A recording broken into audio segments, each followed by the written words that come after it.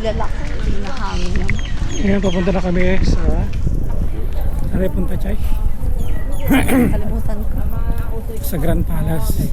Tapos na tayo sa Grand Palace. Ay, ano ba ito? Di ba Emerald Palace yun? Ay, Ito yung Grand Palace. ito yata yung Ganda oh.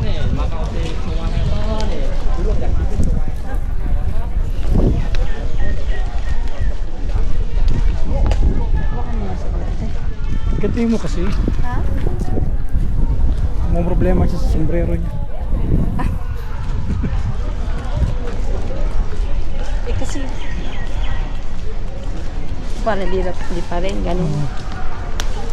Yan, ito na yung Grand Palace. Ah, Emerald Palace yan. hindi, Emerald Palace yung nandun. Ito yung Grand Palace. Yun nakalagay, Grand Palace. Ganda oh. Ito ka Chay. Nakamagano na kami. This is very beautiful. Come here, come here. I'm here, sorry, 5 minutes. I give you. Yan, 5 minutes daw. 5 minutes here. So, makikinig muna kami. I think we miss two family. Missing two family. Kasi yung style natin. Pero hindi man to Spanish kasi sabi nila is Buckingham Palace. So yun yung ano nila dito. So yung mapapansin nyo, ano, ito explain ko lang no. Ito yung ano ni King Rama V.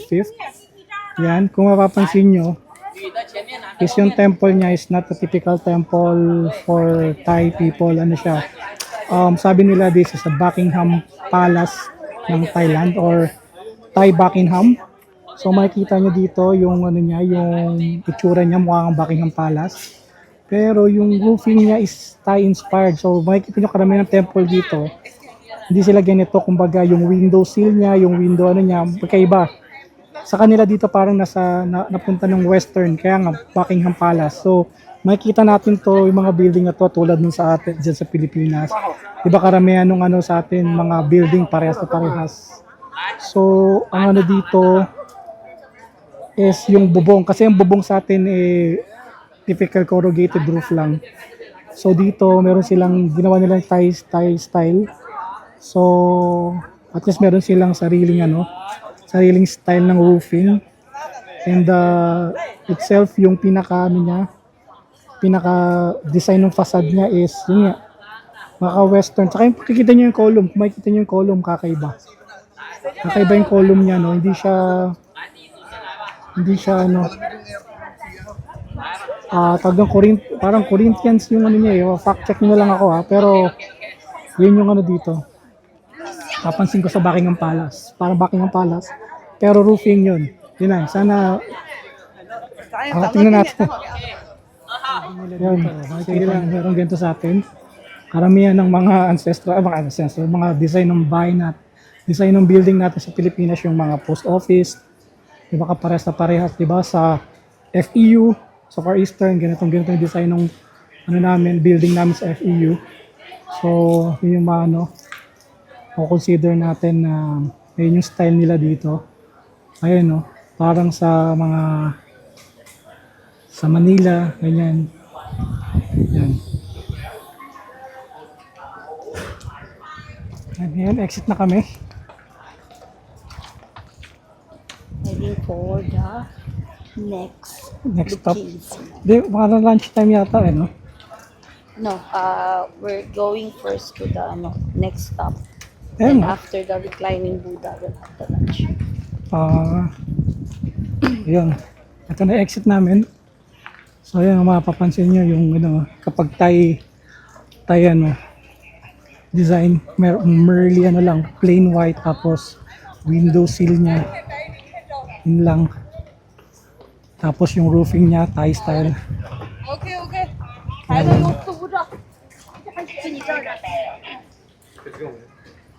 So exit na kami. So if you go to left side, bye-bye. If you go to right side, okay.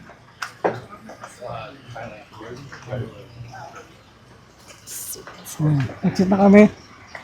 Punta na kami ng bus stop. Then, kasi mahaba yata ang lakaran po kahit paano. So, para mapahinga ko din yung braso ko. Papagod na. Pagod ang video ko. Oo, pagod na yung videographer. Ayan, sige. See you on the next. Selfie nga yan. Ayan ha. Ito yung exit namin. Naga na lang, exit. Hindi pa pala ito yung exit. Hindi pa pala yung exit.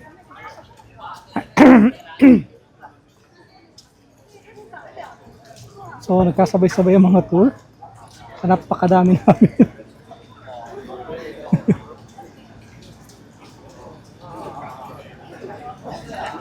May na-explain pala doon kanina sa sa tour kapag doon sa flag nung kaya pag nakandun daw yung flag, naka-raise ang flag, ano daw is King Rama kan?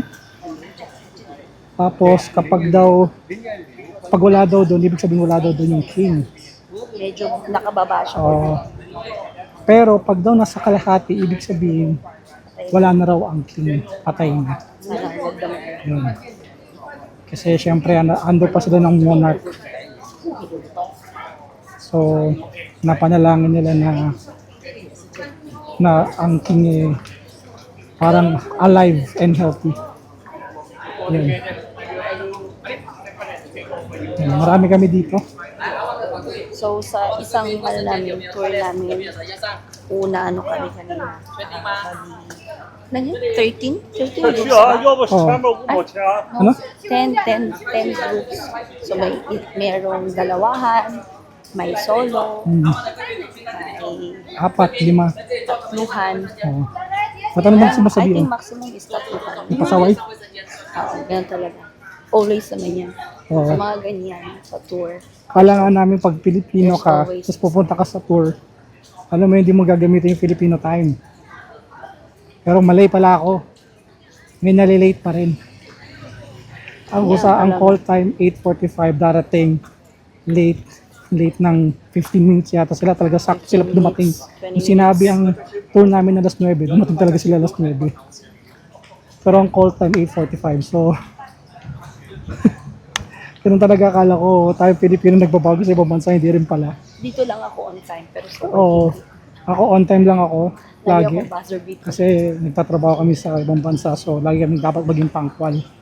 Ay, hindi naman ako late. Buzzer beater yan. Oh, buzzer beater yan, ikaw. On, kumbaga exact. Ikaw yung Minsan, mga- pero minsan nalilate ako 5 minutes.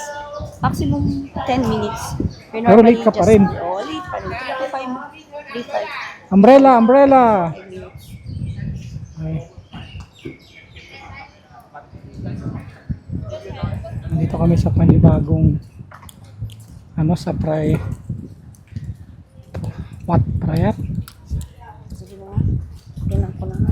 Yun, para matapos na. Tapos, struggling ko Diyosawa ko. Look. Tama ko, Wat Prayat ko. Kasi ang last natin, Watarum.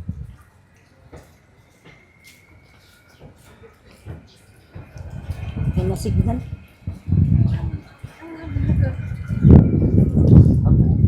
Wow. What po? Watpo. What po? Watpo. Nandito yata yung reclining Buddha. Watpo kami, Watpo. Merong sinend ang ang Air Macau Na, na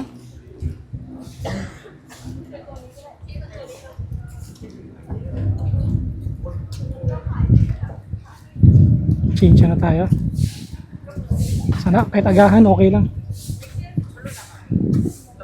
Water today. I will set a meeting point at waterfall, but no water. Just over there, waterfall. oh shit, cancelled ang flight natin.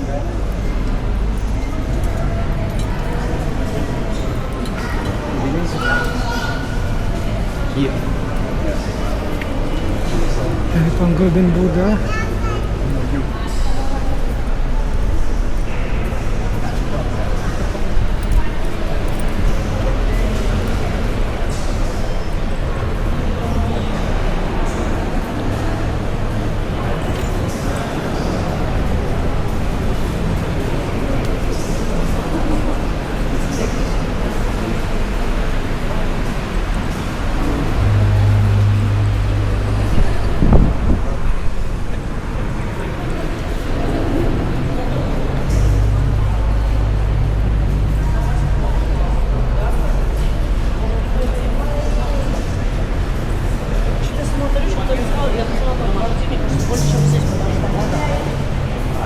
se ve como demasiado grande.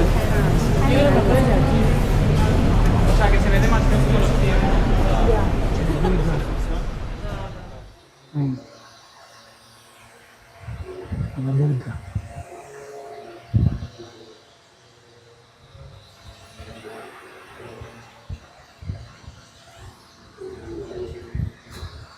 Temple.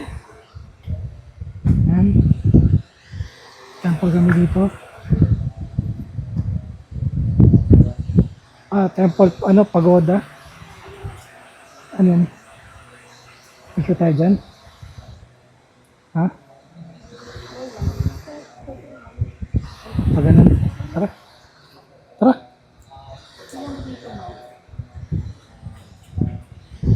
Ano meron? Ah.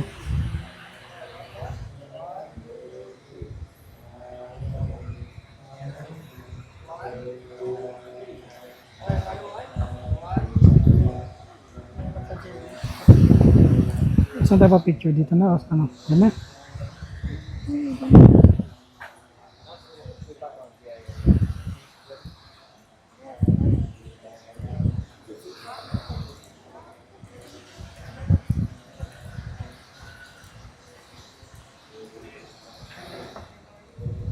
Ayan.